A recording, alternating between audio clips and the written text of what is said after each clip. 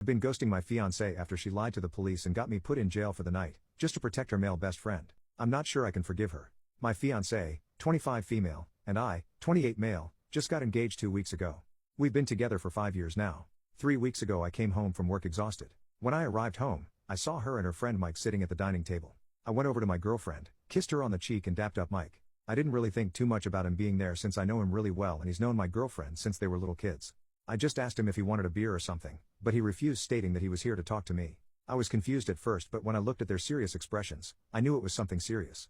I grabbed a beer from the fridge and sat at the table as well. They started talking about how close me and Mike were getting over the last few years and stuff. I just sat there flabbergasted. I didn't understand what they were trying to get at. I think me and Mike were sort of social buddies.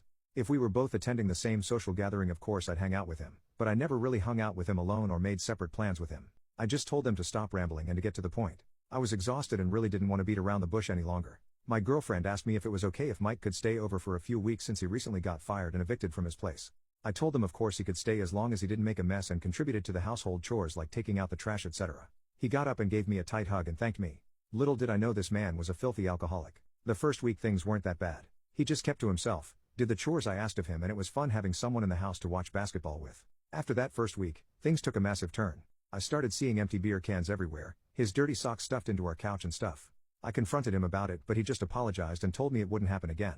I told my fiancée, but she told me to cut him some slack since he was going through a tough time and he would get better. It only got worse. I started seeing dried up vomit on our toilet seat, and that's when I suspected he was an alcoholic. I started seeing empty bottles of rum, whiskey and vodka everywhere. I kept mentioning it to him, but he always gave the same response as before. My fiancée couldn't care less either, and that pissed me off even more. 5 days ago I came home from work and my apartment reeked of alcohol. I just lost it. I stormed up to the guest room and found him drinking beer on the bed. I just went off on him. My girlfriend came over and tried to calm me down, but I didn't budge. I told him he has 2 days to clean my apartment and to get out, otherwise I was going to call the cops on him. I guess he didn't like what I said one bit. He just got off the bed and charged at me. All I remember is him ramming me into the wall behind me and me hitting my head against a sharp object. The next thing I know I see an officer pointing a flashlight at my face. I asked him where Mike was and he told me he was in a safe place where I couldn't hurt him. He and another cop grabbed me off the floor and dragged me outside. I saw my girlfriend and Mike talking to a cop. At this point I'm fading in and out of consciousness. When she looked at me being escorted down the stairs like some rag doll, I wanted to tell her something, but my head just hurt too bad to form any sentence. I got put in the cop car and was driven to the station and put in a holding cell. I kept asking them why. All they responded with is "I have right to remain silent" bull crap. I remember just sitting in the jail cell with my head feeling like it was going to explode any second while trying to make sense of what just happened. I remember dozing off and at some point and being woken up by a cop. He told me I was lucky they didn't press charges on me and I was free to leave. My headache felt much better at this point, so I could actually form sentences. I asked him to explain to me what happened. They told me they received a phone call from my fiancée claiming I was drinking again and got really violent and her friend had just subdued me to stop me from hurting her. I was so confused. Like, who was drinking and who got violent? He just told me the same story again. I was beyond pissed at this point. As soon as I got my phone back, I texted my dad to come pick me up and to drive me to my apartment. He tried to pose questions as to why I spent the night in jail and I just told him to drive me home. I'll explain later. Once there I just stormed upstairs to see if my front door was unlocked, and to my surprise it was, and my now ex-fiancée was sitting on the couch. I could tell she had been crying since her mascara was running down her face. She jumped up and tried to hug me, but I just pushed her off me and told her to get the hell out of my apartment. She tried begging and pleading, but I told her to shut it and to pack a few essentials and to get out.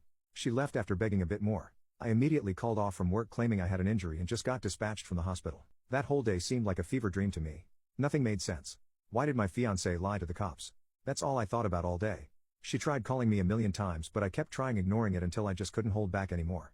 I picked up and told her to explain everything and to not dare even think about lying to me. She ended up telling me that after Mike knocked me out they both started to panic. She was scared of calling the cops on Mike since he was already on probation and this would probably end up destroying his life. She told me in the heat of the moment she made a stupid decision to claim that I tried to attack her and Mike protected her and accidentally knocked me out. Her reasoning being I could afford it since I didn't have a criminal record and Mike did. I didn't want to hear any more and just hung up. She texted me all kinds of apologies and tried to call many more times, but I was done. After I started randomly throwing up, I went to the hospital the day after and found out I had a concussion and would be forced to stay home for the next month. I'm beyond hurt by this. Why would she choose her friend over me? Why did she try and ruin my life to try and save her friends? She tried coming over several times a day, but I never even dared to answer her. I've blocked her on everything, but today I got a text from her mom claiming she tried to out on painkillers yesterday and was in the hospital. All she wanted was to see me again. This has made me sort of regret ignoring her. I haven't responded to her mom or anyone for a fact. The only people besides those involved who know are my dad and mom. My mom is taking care of me at the moment. I'm really conflicted. On the one hand I feel like hurting her for what she did, But on the other hand, I still love her and feel like she made a genuine mistake. I don't want to feel any more pain. My life is a mess, and by erasing the last 5 years of it probably would just make me end it all.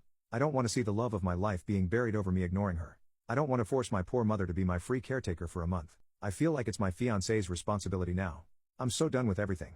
I'm literally glued to a bed all day, and my laptop and phone are the only things keeping me sane. I start randomly getting panic attacks and start shivering uncontrollably. Please, what should I do? Should I allow her to come see me? Am I wrong for ignoring her?